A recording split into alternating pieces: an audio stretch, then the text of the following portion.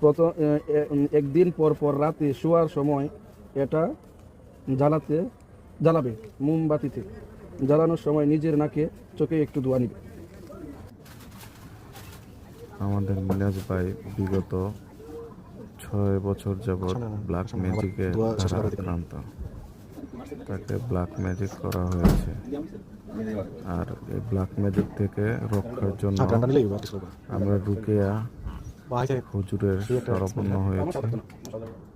উনি কিছু তদবির দিয়েছে, এগুলা প্রয়োগ করা হচ্ছে। এটার ভিতরে অনেক কিছু লেখা আছে, এটার ঘ্রাণ নিতে হইব।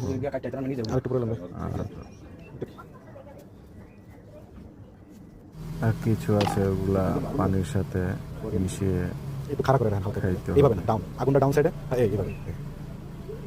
যাক, আল্লাহ তাআলা মিনাজ ভাইয়ের সুস্থ করুক।